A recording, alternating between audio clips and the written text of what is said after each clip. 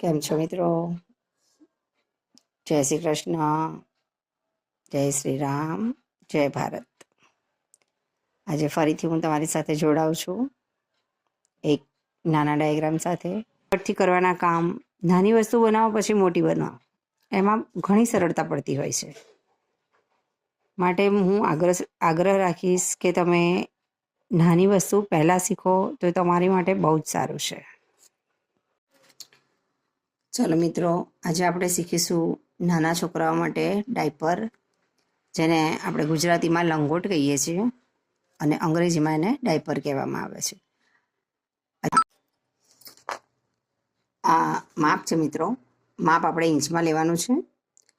Seat એની છે 20.5 અને એનો બીજો ભાગ છે 10.25. આપણે સીટનું ટોટલ માપ અને એનો બીજો ભાગ એટલા જ માપની આમાં જરૂર પડે છે. આ લીટા એટલે શું, કદાચ તમને એવો વિચાર આવશે. મેં આગલા વિડીયોમાં એ શીખવાડ્યું છે આ લીટાનો મિનિંગ.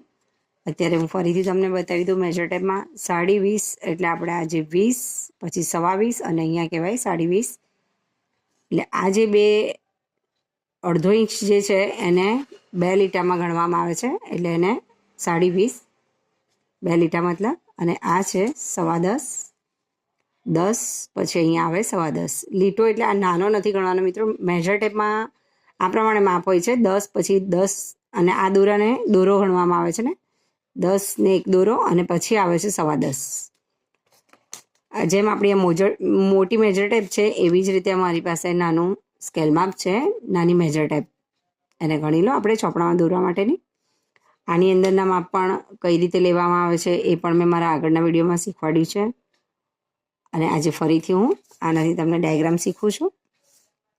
સૌથી પહેલાં તમારે સીધી લાઈન દોરવા માટે આપણે એને આ રીતે કાટખૂણાથી એક નિશાન આપીશું અને એના પછી આપણે લીટી દોરીશું સીધી.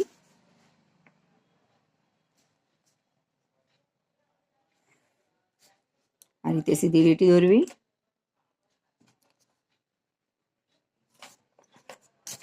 સીધી લીટી દોર્યા પછી હવે આપણે એના પર માપ લઈશું.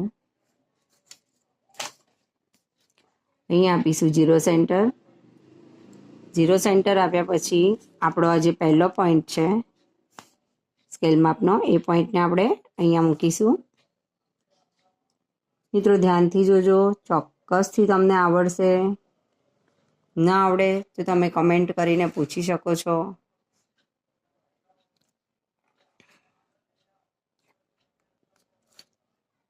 ઝીરો સેન્ટરના પોઈન્ટ પર પોઈન્ટ આપ્યા પછી આપણે અહીંયા લઈશું જ્યાં 20.5 20 અને 20.5 માપ આવે છે ત્યાં આપણે નિશાન કરીશું.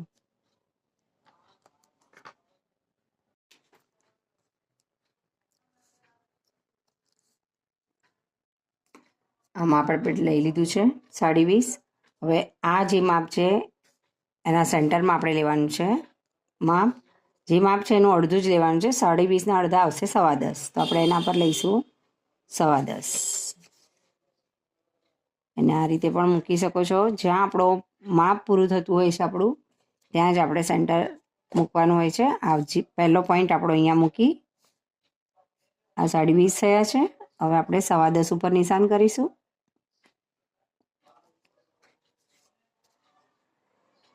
હવે અહીંયાથી નીચે આપણે લેવાનું છે. આ જે માપ આવ્યું છે અડધું, એ જ માપ આપણે નીચે લેવાનું છે.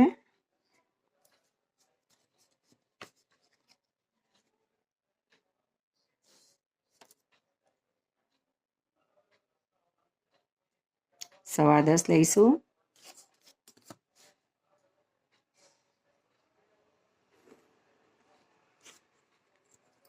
હવે આ બધા જ પોઈન્ટને આપણે જોડી દઈશું.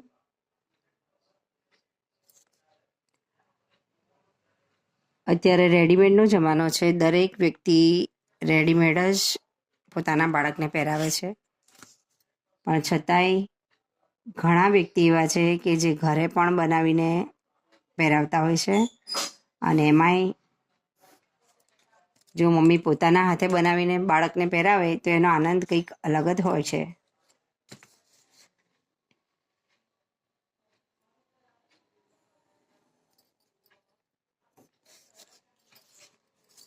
હવે આની અંદર આપણે અહીંયાથી નીચે માપ લેવાનું છે અને એની આસપાસ પણ આ નિશાનની આજુબાજુમાં આપણે પ્લેટ લેવાની છે. તો પ્લેટ માટે આપણે આની આજુબાજુ બંને સાઈડે અડધો અડધો ઇંચ માપ લઈશું.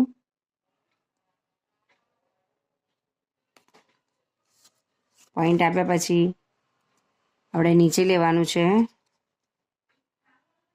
3.25 ઇંચ માપ લઈશું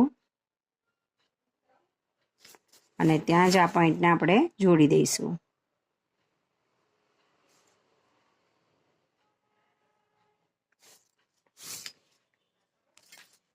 અહીંયાથી આપણે 1 ઇંચનું ગેપ આપીશું.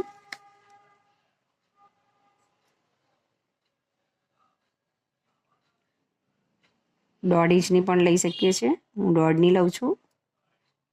આ સાઈડ પણ અહીંયાથી 1.5 ઇંચ ગેપ આપીશું. અહીંયાથી નીચે લઈશું ફરીથી 3.25.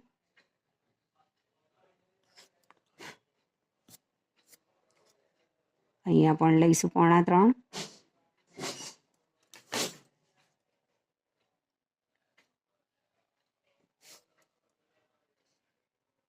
આ રીતે લાઈનને જોડીશું અને આ પોઈન્ટની આજુબાજુમાં પણ આપણે અડધો અડધો ઇંચ માપ લઈશું.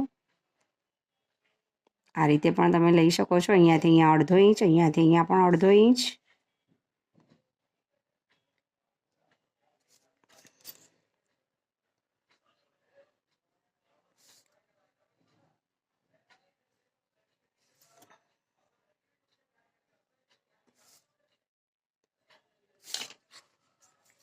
અહીંયા નીચેથી ઉપર લેવાનો છે 1 ઇંચ.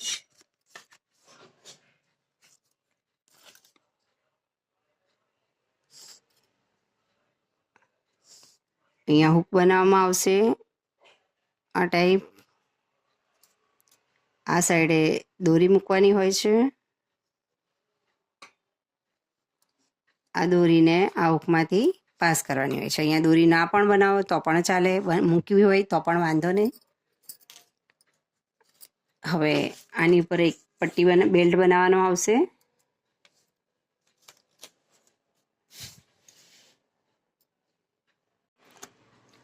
હવે આપણે આની ઉપર બેલ્ટ બનાવવાનો છે. તો બેલ્ટ માટે આપણે આ સાઈડે 5 ઇંચ અને આ સાઈડે 5 ઇંચ, બંને સાઈડે 5-5 ઇંચનું માપ આપીશું. જે મિત્રો સેન્ટીમીટરમાં શીખેલા છે અને એમને ઇંચમાં ટ્રાન્સફર કરીને શીખવું છે તો મેં આગળ વિડીયોમાં સેન્ટીમીટરને ઇંચમાં કઈ રીતે ટ્રાન્સફર કરવા એ શીખવેલું છે. તો એ વિડીયો જોઈને જે સેન્ટીમીટરમાં શીખેલા છે, પહેલાં સેન્ટીમીટરમાં જ શીખવાડવામાં આવતું હતું. તેથી ઘણા મિત્રોને કન્ફ્યુઝન થાય કે આ વિડીયો જોઈને કંઈ ખબર પડતી નથી ઇંચના. પણ તો તમે ટ્રાન્સફર કઈ રીતે કરવું, સેન્ટીમીટરને ઇંચમાં કઈ રીતે શીખવું એ મેં વિડીયો આગળ બનાવેલો છે. તો તમે જોઈ અને ઇંચ અને સેન્ટીમીટરનો ફરક સમજી શકો છો. આ બેલ્ટ માટે આપણે માપ લીધું છે 10 ઇંચનું. ઉપર લઈશું આપણે 2.5 ઇંચ. બંને સાઈડનો બેલ્ટ છે.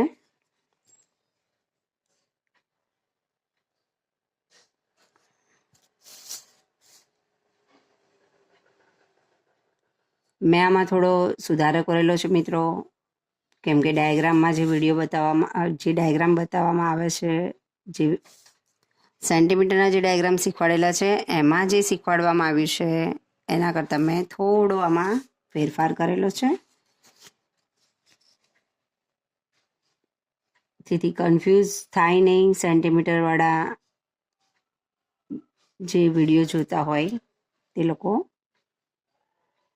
કારણ કે આ પટ્ટીને જ્યારે ડબલ કરીએ છીએ, ડાયાગ્રામમાં હાફ પટ્ટી જ આપવામાં આવે છે પણ સીવતી વખતે તેને ડબલ કરવામાં આવે છે. તો મેં આમાં એને ડબલ જ મૂકી દીધી છે, જેથી યુટ્યુબના વિડીયો જોવાવાળા મિત્રોને તકલીફ ન થાય. અહીંયા ઘડી કરવામાં આવશે. મિત્રો તૈયાર છે આપણો ડાયપર લંગોટ. હવે હું તમને એને લખીને સમજાવીશ કે ક્યાં કેટલું માપ લેવું.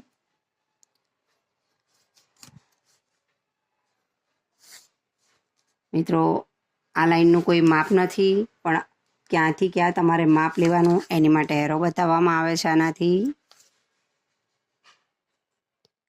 અહીંયાથી અહીંયા આપણે કેટલું માપ લેવાનું છે તો મિત્રો અહીંયાથી લઈને અહીંયા સુધી તમારે માપ લેવાનું છે. જે સીટનું ટોટલ માપ છે તે જ. તો અહીંયા આપણે લખીશું સીટનું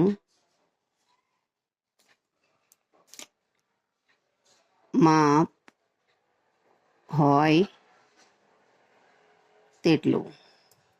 સીટનું જે પણ માપ છે તે જ માપ આપણે અહીંયા લેવાનું છે. હવે એના પછી સેન્ટરનું માપ આવશે. સેન્ટરના માપ માટે આપણે અહીંયા નીચે માપ બતાવીશું એરો.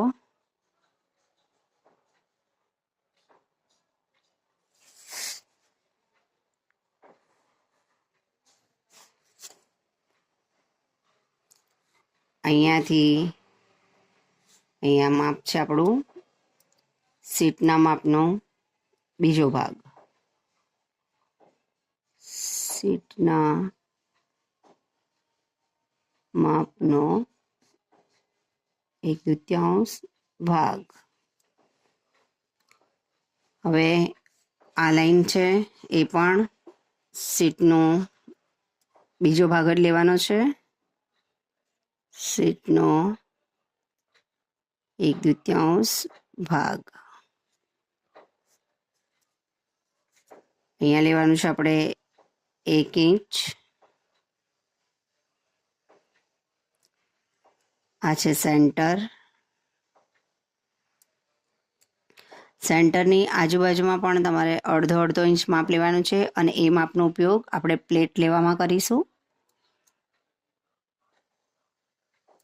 કપડું ડબલ લેવાનું હોય છે મિત્રો. ડબલ પણ લઈ શકાય છે અને સિંગલ પડમાં પણ આ બનાવી શકાય છે. અહીંયાથી અહીંયા છે 5 ઇંચ. બેલ્ટની લંબાઈ છે 10 ઇંચ.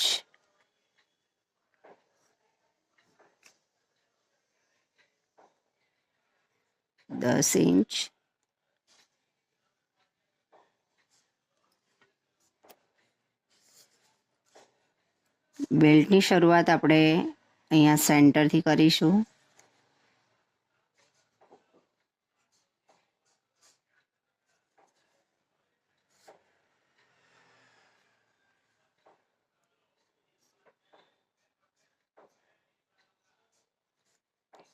અહીંયા પણ 5 ઇંચ અને અહીંયા પણ 5 ઇંચ. સોરી મિત્રો, અહીંયા આગળ મેં 5 લખ્યા છે, 5 નથી. આપણી બેલ્ટની પહોળાઈ છે 2.5 ઇંચ.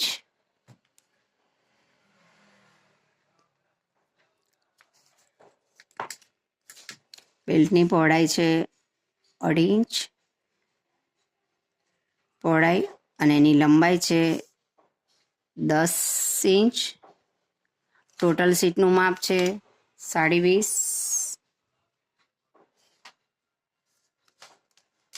આ છે આપણો ડાયપર બનાવવા માટેનો ડાયાગ્રામ.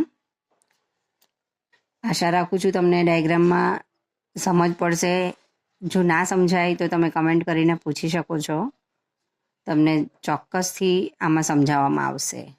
જય શ્રી કૃષ્ણ. જય હિન્દ.